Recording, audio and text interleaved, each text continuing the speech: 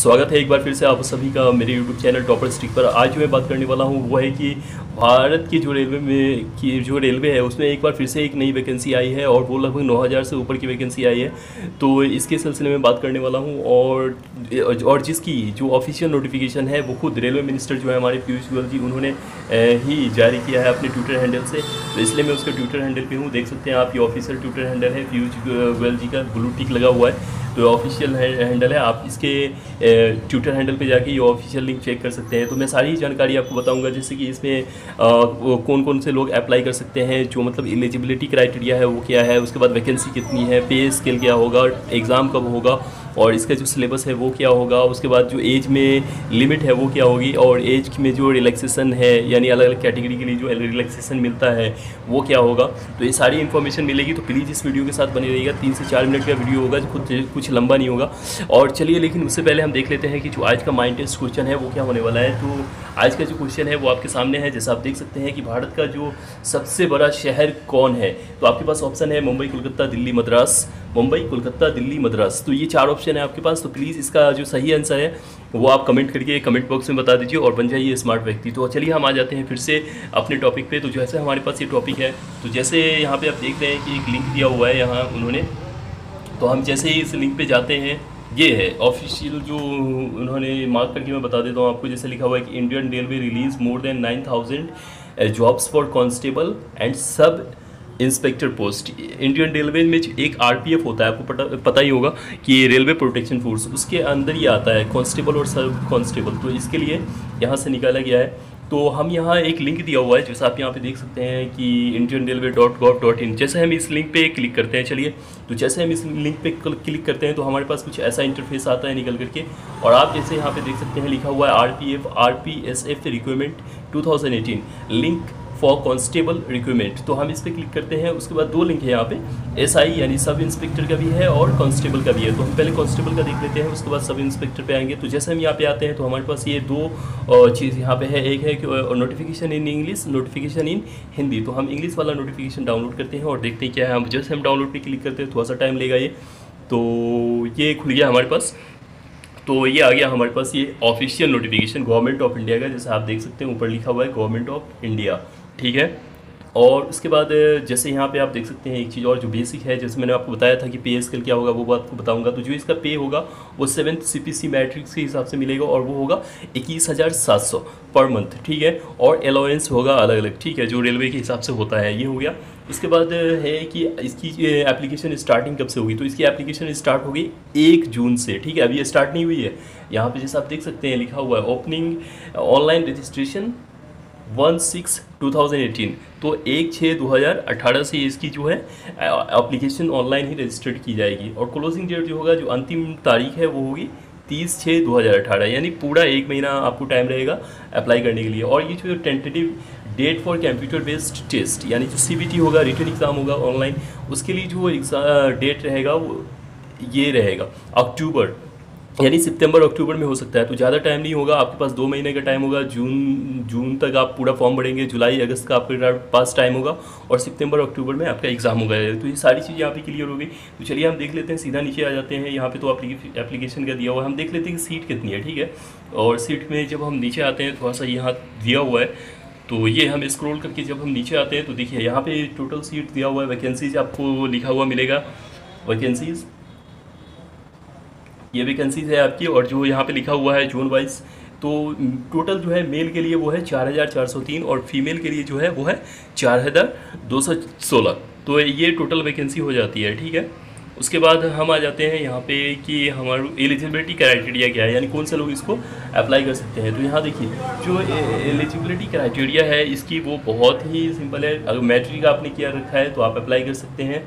जैसे यहाँ पे दिखा हुआ है कि कैटेगरी कांस्टेबल के लिए SSLC यानी जो मैट्रिक है, मैट्रिक यहाँ पे आप लिखा हुआ है जैसा, और रिकॉग्नाइज बोर्ड यानी कोई भी आपका रिकॉग्नाइज बोर्ड होना चाहिए।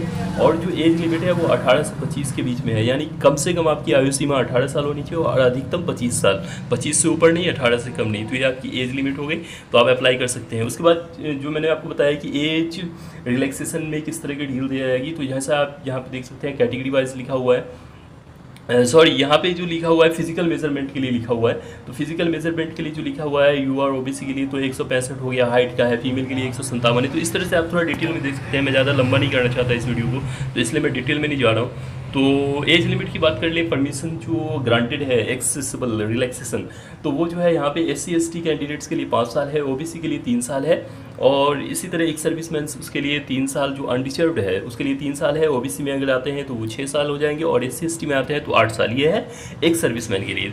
तो ये हो गया हमारे पास रिलैक्सेशन। एग्ज़ाम फीस की बात कर लें तो कितना हमारे पास होगा, तो एग्ज़ाम फीस जो होगा ये होगा 500, ठीक है। लेकिन इसमें देख लीजिए एक चीज़ लिखा हुआ है यहाँ पे, RS 400 shall be refundable duly deduction bank charge on appearing in CBT। यानी अगर आप CBT एग्ज़ाम में अपेयर हो जाते हैं कंप्यूटर बेस्ड टेस्ट में, तो आपको 400 रुपया वापस हो जाएगा, और 100 रुपया ही आपको फीस देना पड़ेगा, जैसा कि अभी आपके हाल फिलहाल जो रेलवे ग्रुप D में प्रोसेस चला है उस हिसाब से होगा।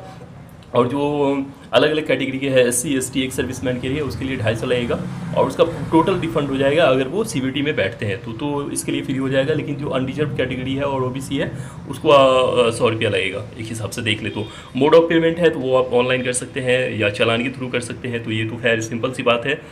उसके बाद हम आ जाते हैं थोड़ा सिलेबस पे आ जाते हैं। सिलेबस देख लेते हैं कि सिलेबस बहुत इंपॉर्टेंट होता है किसी भी एग्ज़ाम के लिए। तो देखिए आपके पास सिलेबस है ये, सॉरी, यहाँ पे आपको दिया हुआ है कि आपका जो कंप्यूटर बेस्ड होगा वो कैसे होगा। तो आपके पास 15 जो है अलग अलग लैंग्वेज होंगे, आप उस लैंग्वेज को सिलेक्ट करके आप अपना एग्जाम दे सकते हैं।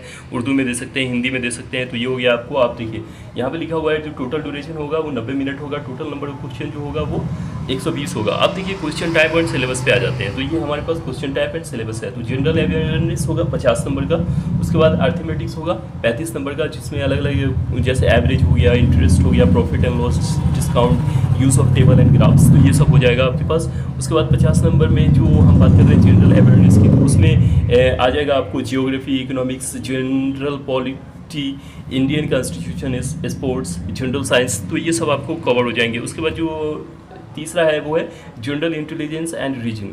तो इसमें आपको जो जजमेंट हो जाएगा, decision making, visual memory, discrimination, observation, तो ये सारे आपको टॉपिक्स हो जाएंगे। सेम टू सेम टॉपिक ही है जैसा कंपटीशन एग्जाम में होता है, तो इसी तरह का है। उसके बाद पीटी का दिया हुआ है यहाँ पे, फिजिकल एफिशिएंसी जो आपका टेस्ट होगा, तो ये मेल में होगा। 1600 मीटर आपको दौड़ना पड़ेगा 5 मिनट 45 सेकेंड में, और 800 मीटर फिर दौड़ना पड़ेगा, यानी डबल होगा। और लॉन्ग जंप ही है यहाँ पे 14 फीट, हाई जंप है 4 फीट, ये मेल के लिए, ठीक है। और फीमेल की बात कर ले तो इसको 1600 मीटर की रेस नहीं है, सिर्फ 800 मीटर की रेस है, जिसमें 3 मिनट और 40 सेकेंड में दौड़ना पड़ेगा। लॉन्ग जंप 9 फीट का रहेगा, मेल को 14 है, फीमेल को 9 फीट है। उसके बाद हाई जंप की बात कर ले तो मेल को 4 फीट और फीमेल को 3 फीट। तो इस तरह से ये सारी आपके पास सिलेबस हो गया और प्रक्रिया है एग्ज़ाम की। और भी इसमें कुछ डिटेल्स है वो आप देख सकते हैं कि इसको स्टॉप करके, या ये जो नोटिफिकेशन है मैं आपको लिंक दे दूंगा, तो वहाँ से आप नोटिफिकेशन डाउनलोड करके सारी इन्फॉर्मेशन आप देख सकते हैं। मैं इस वीडियो को लंबा नहीं करना चाहता, शायद ये काफ़ी लंबा हो जाएगा, तो इसलिए प्लीज़ आप लोग देखिएगा नहीं। तो आई होप कि ये सारी जो जानकारी थी और आपको पता चल गई होगी। तो चलिए मैं जल्दी से ना, जो ये तो हो गया आपको कांस्टेबल का, मैं आपको एसआई का भी दिखा देता हूँ। तो एसआई का हम आ जाते हैं पीछे थोड़ा। तो जैसे हम एसआई सब इंस्पेक्टर पे क्लिक करते हैं तो सेम टू सेम वैसा ही हमारे पास नोटिफिकेशन आता है। तो इसको भी हम डाउनलोड कर लेते हैं इंग्लिश में, और जैसे थोड़ा सा ये टाइम लेगा 1-2 सेकेंड, तो हाँ ये खुल गया हमारे पास। और ये एसआई का है। तो एसआई में क्या है कि हमारे पास वही सेम टू सेम है कि जो स्पेस स्केल होगा वो लेवल 6 होगा, लेकिन 7th CPC मैट्रिक के हिसाब से होगा। और वो जो होगा यहाँ पे आप देख सकते हैं 35,400 एंड अलाउंस होगा। और इसका जो same to same application date है वो 1/6/2018 यानी 1 जून से हो जाएगा। क्लोजिंग डेट भी सेम है यानी 30/6/2018, और एग्ज़ाम जो होगा वो भी सेम टू सेम होगा यानी सितंबर से अक्टूबर के बीच में। तो ये सारी सेम हो गई आपको। और मोड ऑफ एग्ज़ाम जो होगा, यहाँ पे कई लोग कह सकते हैं कि रिटन ऑफलाइन होगा, तो नहीं, ऑनलाइन ही एग्ज़ाम होगा, जैसा ग्रुप डी वाला भी होने वाला है रेलवे का। तो इस तरह से हो गया ये। उसके बाद हम आ जाते हैं कि इसमें वैकेंसी कितनी है। उसमें तो हमने देख लिया था वैकेंसी कितनी है। तो इसमें जो हम देख सकते हैं वैकेंसी जो है, तो वो हमारे पास जो मेल के लिए वैकेंसी है वो टोटल 819 है, और फीमेल के लिए जो टोटल वैकेंसी है वो 301 है। तो ये तो वैकेंसी की बात होगी। उसके बाद हम आ जाएँ कि जो हमारे पास एलिजिबिलिटी क्राइटेरिया है, यानी कौन से लोग अप्लाई कर सकते हैं, तो same to same eligibility criteria है, इसमें कुछ खास नहीं है। कैटेगरी देखिए सॉरी, इसमें जो वहाँ जो था कांस्टेबल के लिए 10th पास था, और जो एसआई यानी सब इंस्पेक्टर के लिए है तो ग्रेजुएट है। यहाँ पे आप देख सकते हैं graduate from a recognised university. और जो एज है इसमें ये मिनिमम 20 है और मैक्सिमम 25। जो कांस्टेबल में था मिनिमम 18 था और मैक्सिमम 25 था। तो मैक्सिमम लिमिट सेम है, मिनिमम लिमिट में थोड़ा सा डिफरेंस है। तो ये हो गया आपकी एलिजिबिलिटी क्राइटेरिया। उसके बाद हम अगर आ जाते हैं कि एज जो अलाउंस है यानी रिलैक्सेशन है वो कितनी होगी, तो आप देख सकते हैं यहाँ पे लिखा हुआ है SC ST, इसमें जो होगा 5 साल का होगा, OBC के लिए 3 साल का होगा। उसी तरह से अगर आप एक सर्विसमैन है और उसमें जो अलग अलग कैटेगरी है, जैसे अनडिशर्व्ड के लिए 3 साल, OBC नन क्रिमिनल लेयर के लिए और 6 साल, और SC ST के लिए 8 साल। तो इस तरह से ये हो गया एज रिलैक्सेशन की बात हो गई है हमारे पास। उसके बाद हम आ जाते हैं फ़ीस। तो सेम टू सेम है, 500 रुपया लगेगा और 400 रुपया आपको रिफ़ंड हो जाएगा बैठने के बाद, अनरिजर्व्ड के लिए और OBC के लिए। और अगर SC ST की बात करें तो 250 रुपया लगेगा, लेकिन वो टोटल रिफ़ंड हो जाएगा आपको CBT में बैठने के बाद। तो ये हो गया आपका मोड ऑफ़ फ़ी पेमेंट। आप ऑनलाइन कर सकते हैं, चालान से कर सकते हैं, सेम टू सेम है, ये कुछ लंबा प्रोसेस नहीं है। अब हम आ जाते हैं थोड़ा सिलेबस पे, और जो हमारे पास से एग्ज़ाम का मोड होगा वो कैसे होगा। तो देखिए फ़ेज़ 1 में क्या होगा, इसमें फ़ेज़ 1 में कंप्यूटर बेस्ड टेस्ट होगा, ठीक है। उसके बाद जिसमें आप अलग अलग अपने लैंग्वेज में सिलेक्ट कर सकते हैं, Hindi Urdu, same to same होगा। इसमें 90 मिनट का टाइम मिलेगा आपको, 120 क्वेश्चन होगा। और यहाँ पे देख लीजिए आप सिलेबस जो लिखा हुआ है यहाँ पे सिलेबस। तो सिलेबस में जो पहला है वो ये है कि जनरल अवेयरनेस, इसमें भी 50 नंबर का होगा, ठीक है। आपको इसका पता ही होगा, जियोग्राफी, इकोनॉमिक्स हो गया, general polity, Indian constitution, same ही है। मतलब जो कांस्टेबल का है और जो SI का है वो सेम ही है। थोड़ा सा ये एडवांस हो जाएगा, हाई हो जाएगा, क्योंकि ये ग्रेजुएट लेवल का होगा तो थोड़ा सा एडवांस हो जाएगा।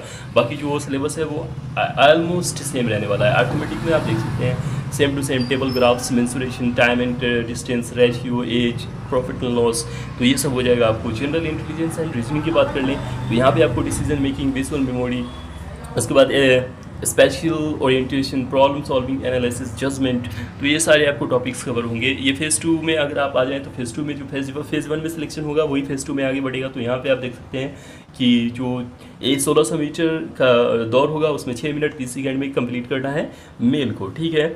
और उसके बाद लॉन्ग जंप होगा 12 फीट का, और हाई जंप होगा 3 फीट 9 इंच का। सब इंस्पेक्टर फीमेल के लिए हो जाएगा 800 मीटर, उसमें वो 4 मिनट में दौड़ना है। उसके बाद लॉन्ग जंप 9 फीट और हाई जंप 3 फीट। तो ये हो गया आपको। उसके बाद हम आ जाते हैं डॉक्यूमेंट वेरिफिकेशन होगा। उसके बाद ये तीसरा फेज अगर आप कंप्लीट कर लेते हैं दोनों फेज को, यानी CBT को और उसके बाद PET को, तो उसके बाद आप आ जाएंगे डॉक्यूमेंट वेरिफिकेशन। इसमें तो कुछ है नहीं। उसके बाद आपको सर्टिफिकेट मिल जाएगा ज्वाइनिंग का। तो ये सारा हो गया। आई होप कि आपको ये अच्छा लगा होगा वीडियो और ये सारी जानकारी भी। तो प्लीज़ अगर आप जो इंटरेस्टेड है तो वॉइस से तैयारी कर दीजिए, क्योंकि आपके पास 2 महीने का टाइम है, क्योंकि एग्ज़ाम डेट भी साथ साथ आ ही गया है। तो 2 से 3 महीने का आपके पास टाइम है, तो आप अपनी प्रिपरेशन तैयार कर लीजिए। तो इस तरह से मुझे लगा कि ये जानकारी आई है, और शायद कुछ लोगों ने पहले शेयर भी किया है, लेकिन मुझसे थोड़ा देर हो गया। लेकिन ये जानकारी जिन लोगों तक नहीं पहुंची थी उन लोगों तक शायद पहुंच जाएगी। तो आई होप कि ये वीडियो आपको पसंद आया होगा। तो प्लीज़ मेरे चैनल को सब्सक्राइब कर लीजिएगा, और आगे ही ऐसे ही नोटिफिकेशन पाने के लिए मेरे बेल आइकन को भी ज़रूर दबा दीजिएगा।